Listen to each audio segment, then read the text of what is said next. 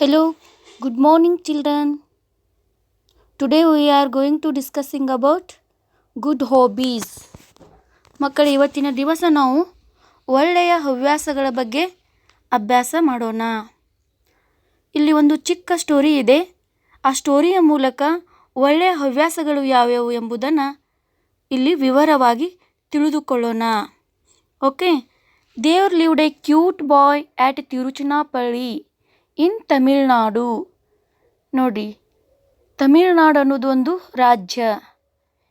ಈ ರಾಜ್ಯದಲ್ಲಿರುವಂಥ ಒಂದು ಹಳ್ಳಿ ಅದು ಯಾವುದಂದರೆ ತಿರುಚನಾಪಳ್ಳಿ. ಅರ್ಥ ಆಗ್ತಾ ಇದೆನಾ ಮಕ್ಕಳೇ? ನೋಡ್ರಿ, ತಮಿಳ್ನಾಡಲ್ಲಿರುವಂಥ ಒಂದು ಹಳ್ಳಿ ಯಾವುದು? ತಿರುಚನಾಪಳ್ಳಿ. ಆ ತಿರುಚನಾಪಳ್ಳಿಯಲ್ಲಿ ಒಬ್ಬ ಮುದ್ದಾದ ಹುಡುಗ, ನೋಡ್ರಿ, ಎ ಕ್ಯೂಟ್ ಬಾಯ್, ಒಂದು ಮುದ್ದಾದ ಹುಡುಗ ವಾಸಿಸುತ್ತಿದ್ದ. ನೋಡ್ರಿ, he was Born on November 7, 1888. Born ಅಂದರೆ ಏನು ಮಕ್ಕಳೇ? ನೋಡ್ರಿ, ಬಾರ್ನ್ ಅಂದರೆ ಏನು? ಹುಟ್ಟು, ಜನಿಸು ಎಂದರ್ಥ. ನವೆಂಬರ್ 7ನೇ ತಾರೀಕು 1888ರಲ್ಲಿ ಆ ಹುಡುಗ ಜನಿಸಿದ. ನೋಡ್ರಿ, ತಮಿಳುನಾಡಿನ ತಿರುಚನಾಪಳ್ಳಿಯಲ್ಲಿ ಒಬ್ಬ ಮುದ್ದಾದ ಹುಡುಗ ಇದ್ದ. ಅವನು ಯಾವಾಗ ಜನಿಸಿದ ಅಂದರೆ ನವೆಂಬರ್ 7, 1888ರಲ್ಲಿ ಜನಿಸಿದ. ನೋಡ್ರಿ, he was very clever and smart. ಆ ಹುಡುಗ ಹೇಗಿದ್ದ ಅಂದರೆ, ಕ್ಲೆವರ್ ಅಂದ್ರೇನು? ಬುದ್ಧಿವಂತ. ಸ್ಮಾರ್ಟ್ ಅಂದ್ರೇನು? ಚತುರ. ಆ ಹುಡುಗ ಹೇಗಿದ್ದ ಅಂದರೆ ಬುದ್ಧಿವಂತ ಮತ್ತು ಚತುರನಾಗಿದ್ದ, ತುಂಬ ಜಾಣನಾಗಿದ್ದ. He was good in his studies and had good hobbies too. ನೋಡ್ರಿ, ಅವನು ಅಭ್ಯಾಸದಲ್ಲಿಯೂ ಕೂಡ ಒಳ್ಳೆಯ ಹುಡುಗ ಆಗಿದ್ದ. ಅದರ ಜೊತೆಗೆ ಅಂದರೆ ಅಭ್ಯಾಸದ ಜೊತೆಗೆ ಒಳ್ಳೆಯ ಹವ್ಯಾಸಗಳನ್ನು ಕೂಡ ಹೊಂದಿದ್ದ. ನೋಡ್ರಿ, he loved to swim in the village pond for hours. ನೋಡ್ರಿ, ಅವನು ಗಂಟೆಗಟ್ಟಲೆ ಸ್ವಿಮ್ಮಿಂಗ್ ಮಾಡ್ತಾ ಇದ್ದ, ಈಜುತ್ತಿದ್ದ. ನಾವು 5 ನಿಮಿಷ 10 ನಿಮಿಷ ಆಡಿದ್ರೇ ಸೋತು ಹೋಗಿಬಿಡ್ತೀವಿ, ಆದರೆ ಅವನು ತಾಸುಗಟ್ಟಲೆ ಸ್ವಿಮ್ಮಿಂಗ್ ಮಾಡ್ತಿದ್ದ. ನೋಡ್ರಿ, ಆ ಹುಡುಗ ಹೇಗಿದ್ದ, ಅವನ ಹವ್ಯಾಸಗಳು ಹೇಗಿದ್ದಾವೆ ಎಂಬುದನ್ನು ಇಲ್ಲಿ ತಿಳಿದುಕೊಳ್ಳಿ ಮಕ್ಕಳೇ. He had so many friends to play with. ಅವನಿಗೆ ತುಂಬ ಜನ ಆಟ ಆಡಲಿಕ್ಕೆ ಸ್ನೇಹಿತರು ಇದ್ದರು. ಅವನ ಜೊತೆ ಆಟ ಆಡಲು ತುಂಬ ಜನ ಸ್ನೇಹಿತರು ಕೂಡ ಇದ್ದರು. They loved flying kites. They use to make colourful kites. ನೋಡ್ರಿ, ಬಣ್ಣ ಬಣ್ಣದ ಕಾಗದದಿಂದ ಗಾಳಿಪಟವನ್ನು ತಯಾರಿಸಿ ಆಟ ಆಡ್ತಿದ್ರು. The boy was always busy. When he had no work he use to go for long walk. He love to watch the beauty of nature. ನೋಡ್ರಿ, dear students, listen here. They use to make colourful kites. The boy was always busy.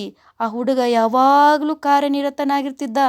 When he had no work, ಯಾವಾಗ ಅವನಿಗೆ ಕೆಲಸ ಇರ್ತಿರ್ಲಿಲ್ಲ ಆಗ ಏನು ಮಾಡ್ತಿದ್ದ ನೋಡ್ರಿ, he use to go for long walk.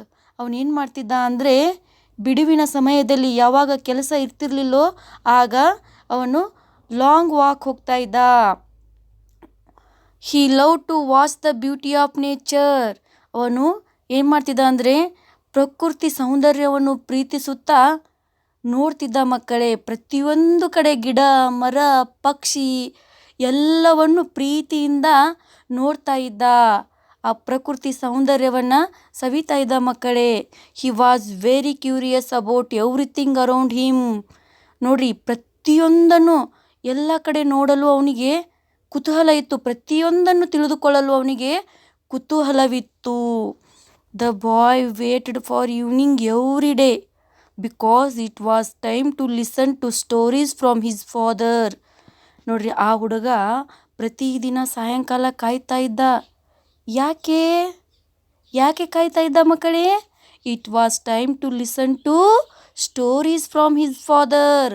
ಅವನ ತಂದೆ ಹೇಳುವ ಕಥೆಗಳನ್ನು ಕೇಳಲಿಕ್ಕೆ ಪ್ರತಿದಿನ ಸಾಯಂಕಾಲ ಕಾಯ್ತಾ ಇದ್ದ. ನೋಡಿ ಮಕ್ಕಳೇ, ಅವನು ಒಳ್ಳೆಯ ಪುಸ್ತಕಗಳನ್ನು ಓದ್ತಾ ಇದ್ದ. ಅದರ ಜೊತೆಗೆ ಒಳ್ಳೆಯ ಹವ್ಯಾಸಗಳನ್ನು ಹೊಂದಿದ್ದ. ಸ್ವಿಮ್ಮಿಂಗ್ ಮಾಡ್ತಾ ಇದ್ದ, ಗಾಳಿಪಟವನ್ನು ತಯಾರಿಸಿ ಅದ್ರ ಜೊತೆಗೆ ಆಡ್ತಾ ಇದ್ದ. ಆಮೇಲೆ ಗೋ ಫಾರ್ ಲಾಂಗ್ ವಾಕ್, ನೋಡಿ ಬಿಡುವಿನ ಸಮಯದಲ್ಲಿ ವಾಕಿಂಗ್ ಮಾಡ್ತಾ ಇದ್ದ. ಅದ್ರ ಜೊತೆಗೆ ಅವರ ತಂದೆ ಹೇಳುವಂಥ ಕಥೆಗಳನ್ನು ಕೂಡ ಕೇಳ್ತಾ ಇದ್ದ. ನೋಡ್ರಿ, many village people use to come to his father to listen to the stories of the Ramayana, the Mahabharata and other stories. ನೋಡ್ರಿ, ಅಲ್ಲಿಯ ಹಳ್ಳಿಯ ಜನರು ಕೂಡ ಅವರ ತಂದೆ ಹೇಳುವ ಕಥೆಗಳನ್ನು ಕೇಳಲಿಕ್ಕೆ ಬರ್ತಾ ಇದ್ದರು. ಆ ಕಥೆಗಳು ಯಾವಂದರೆ ರಾಮಾಯಣ, ಮಹಾಭಾರತ್ ಮತ್ತು ಇತರೆ ಕಥೆಗಳನ್ನು ಕೇಳಲಿಕ್ಕೆ ಬರ್ತಾ ಇದ್ದರು. ನೋಡಿ ಮಕ್ಕಳೇ, ರಾಮಾಯಣ ನೋಡಬೇಕು. ಹೋದ ವರ್ಷ ಲಾಕ್ಡೌನ್ದಲ್ಲಿ ರಾಮಾಯಣವನ್ನು ಹಾಕ್ತಾ ಇದ್ರು ಟಿ ವಿಯಲ್ಲಿ. ಆವಾಗ ನೀವು ನೋಡಿರ್ಬೋದು. ಮತ್ತೊಮ್ಮೆ ಈ ಸಾರಿ ಹಾಕಿದರೆ ನೋಡಿ, ಮಹಾಭಾರತ ಕೂಡ ಹಾಕಿದರು. ಮಹಾಭಾರತದಲ್ಲಿ ಧರ್ಮ ಮತ್ತು ಅಧರ್ಮದ ಬಗ್ಗೆ ತಿಳಿದುಕೊಳ್ಬೇಕು ಮಕ್ಕಳೇ. ನೋಡ್ರಿ, ಧರ್ಮ ಮತ್ತು ಅಧರ್ಮದ ಬಗ್ಗೆ ಈ ಮಹಾಭಾರತವನ್ನು ನೋಡಿ ತಿಳಿದುಕೊಳ್ಬೇಕು. ರಾಮಾಯಣದಲ್ಲಿ ರಾಮನ ನೀತಿಯನ್ನು ತಿಳಿದುಕೋಬೇಕು ಮಕ್ಕಳೇ. ಹಾಗೆ ಇತರೆ ಕಥೆಗಳನ್ನು ಕೇಳುವುದರಿಂದ ನಮ್ಮಲ್ಲಿ ಮೌಲ್ಯಗಳನ್ನು ಹೆಚ್ಚಿಸ್ಕೊಳ್ಬೇಕು ಮಕ್ಕಳೇ. Okay. The father also used to play on the Veena and violin. ನೋಡ್ರಿ, ಅವರ ತಂದೆ ಕತೆಗಳನ್ನು ಅಷ್ಟೇ ಹೇಳ್ತಿದ್ರು ಅಲ್ಲದೆ ಹೇಳೋದ್ರ ಜೊತೆಗೆ ವೈಲಿನ್ ಮತ್ತು ವೀಣೆಯನ್ನು ನುಡಿಸ್ತಿದ್ರು. ವೈಲಿನ್ ಮತ್ತು ವೀಣೆ ಅಂದರೆ ಏನು? ಇವು ಸಂಗೀತದ ವಾದ್ಯಗಳು. ಇವುಗಳನ್ನು ನೋಡಿದಿರಿ ತಾನೇ? ಈ ಚಿತ್ರದಲ್ಲಿ ನೋಡಿ ಮಕ್ಕಳೇ, ಇದು ವೀಣೆ, ಇದು ವೈಲಿನ್. ಇವುಗಳನ್ನು ನುಡಿಸ್ತಿದ್ರು. The boy enjoyed the sweet music. He was so curious to know everything. ಅವರ ತಂದೆ ಈ ವೈಲಿನ್ ಮತ್ತು ವೀಣೆಯನ್ನು ನುಡಿಸೋದನ್ನು ತುಂಬ ಪ್ರೀತಿಯಿಂದ ಎಂಜಾಯ್ ಮಾಡ್ತಾ ಇದ್ದ. ಪ್ರತಿಯೊಂದರೊಳಗೂ ಅವನಿಗೆ ಆಸಕ್ತಿ ಇತ್ತು ಮಕ್ಕಳೇ. The boy was very intelligent and disciplined. ಆ ಹುಡುಗ ತುಂಬ ಬುದ್ಧಿವಂತ, ಅಷ್ಟೇ ಶಿಸ್ತಿನಿಂದ ಕೂಡ ಇದ್ದ. All the teachers loved him and advised him to read good books. ಶಾಲೆಯಲ್ಲಿ ಶಿಕ್ಷಕರು ಅವನನ್ನು ತುಂಬ ಪ್ರೀತಿಯಿಂದ ನೋಡ್ತಾ ಇದ್ದರು. ಅವನಿಗೆ ಉಪದೇಶ ಮಾಡ್ತಾರೆ. ಏನಂದರೆ, ನೀನು ತುಂಬ ಜಾಣ ಇದೆಯಾ, ಬುದ್ಧಿವಂತ ಇದೆಯಾ, ಅದಕ್ಕೆ ನೀನು ಒಳ್ಳೆಯ ಪುಸ್ತಕಗಳನ್ನು ಓದು, ರೂಢಿ ಮಾಡ್ಕೋ ಅಂತ ಟೀಚರ್ ಅವನಿಗೆ ಅಡ್ವೈಸ್ ಮಾಡ್ತಾರೆ ಮಕ್ಕಳೇ. ಗುರುಗಳ ಮಾತನ್ನು ಕೇಳಿ ಅವನು ಏನು ಮಾಡ್ತಾನೆ ನೋಡಿ ಮಕ್ಕಳೇ. The boy started to read books on science and nature. ಗುರುಗಳು ಹೇಳಿದ್ದಾರೆ ಒಳ್ಳೆ ಪುಸ್ತಕಗಳನ್ನು ಓದು ಅಂತ. ಹೇಳಿದ ತಕ್ಷಣ ಆ ಹುಡುಗ ಏನು ಮಾಡ್ತಾನಪ್ಪ ಅಂದ್ರೆ, ಆ ಸೈನ್ಸ್ ಮತ್ತು ನೇಚರ್, ಪರಿಸರ ಅಧ್ಯಯನವನ್ನು ನೋಡ್ರಿ. ನೇಚರ್ ಅಂದರೆ ಪರಿಸರ, ಸೈನ್ಸ್ ಅಂದರೆ ವಿಜ್ಞಾನ. ಪರಿಸರ ಅಧ್ಯಯನ ಅಂದರೆ ಪರಿಸರ ವಿಜ್ಞಾನದ ಬಗ್ಗೆ ಓದಲಿಕ್ಕೆ ಪ್ರಾರಂಭಿಸಿಬಿಡ್ತಾನೆ. His interest in science grew day by day. ಅವನು ಓದ್ತಾ ಹೋದಾಗೆ ವಿಜ್ಞಾನದಲ್ಲಿ ಅವನ ಆಸಕ್ತಿ ಹೆಚ್ಚಾಗ್ತಾ ಹೋಗುತ್ತೆ ಮಕ್ಕಳೇ. Physics became his favourite subject. ನೋಡ್ರಿ, ಫಿಸಿಕ್ಸ್ ಅಂದ್ರೆ ಏನು? ಭೌತಶಾಸ್ತ್ರ. ಮುಂದೆ ಹೋಗ್ತಾ ಫಿಸಿಕ್ಸ್ ಏನಾಗುತ್ತೆ, ಅವನ ಅಚ್ಚುಮೆಚ್ಚಿನ ವಿಷಯ ಆಗುತ್ತದೆ. ನಿಮಗೂ ಕೇಳ್ಬೋದು, ನಿಮ್ಮ ಅಚ್ಚುಮೆಚ್ಚಿನ ವಿಷಯ ಯಾವುದು ಅಂತ ಕೇಳ್ಬೋದು. ಅಚ್ಚುಮೆಚ್ಚಿನ ಪ್ರಾಣಿ, ಪಕ್ಷಿ, ವಸ್ತು, ಸ್ಥಳ ಎಲ್ಲವೂ ಪ್ರತಿಯೊಬ್ಬರಿಗೆ ಒಂದೊಂದರಲ್ಲಿ ಅಚ್ಚುಮೆಚ್ಚಿನ ವಿಷಯವಾಗಿರುತ್ತದೆ. ಓಕೆ. ಅದೇ ರೀತಿ ಇಲ್ಲಿ ನೋಡಿ, these good hobbies helped him to work hard to find new things. ಅವನ ಒಳ್ಳೆಯ ಹವ್ಯಾಸಗಳ ಸಹಾಯದಿಂದ ಅವನಿಗೆ ಒಂದು ಹೊಸದನ್ನು ಕಂಡುಹಿಡಿಯಲಿಕ್ಕೆ ಏನಾಯಿತು, ಅವಕಾಶವಾಯಿತು ಮಕ್ಕಳೇ. With his hard work he became a famous scientist and got the Nobel prize in 1930.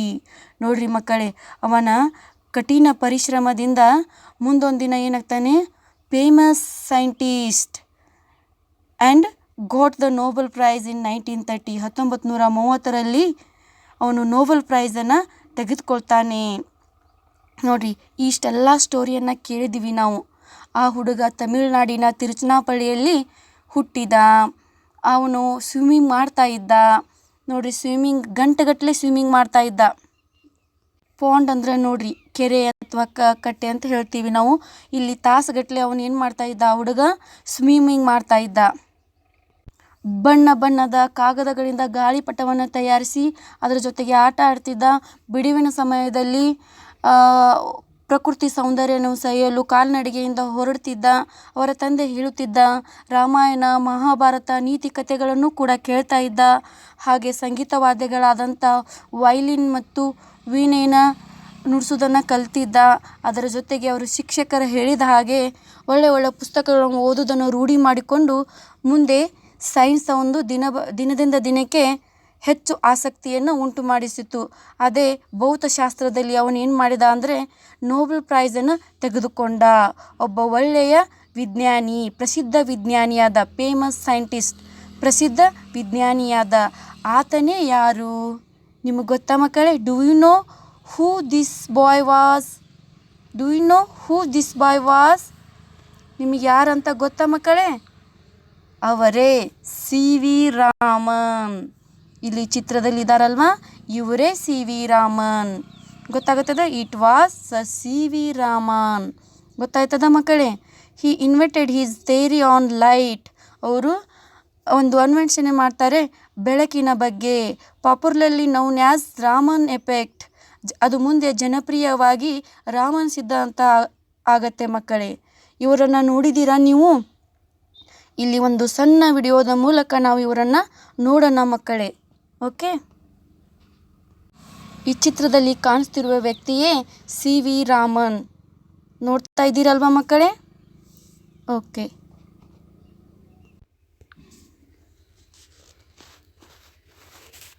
comes into your mind when you hear the name C.V. Raman, the inventor, the explorer, the scientist. Sir Chandrasekhara Venkataraman, the Indian physicist who made his motherland proud by becoming the first Indian to win the Nobel Prize for Physics. So, who is this C.V. Raman? How did he achieve all the things? And what is the story behind him? In this video, we will find out. Sir Chandrasekhara Venkataraman was born on November 7, 1888 in the city of Tiruchirappalli, Madras. Raman's father was Chandrasekhar Ramanathan Iyer and his mother was Parvati Ammal. His father initially a school teacher and became a lecturer in mathematics and physics in Visakhapatnam.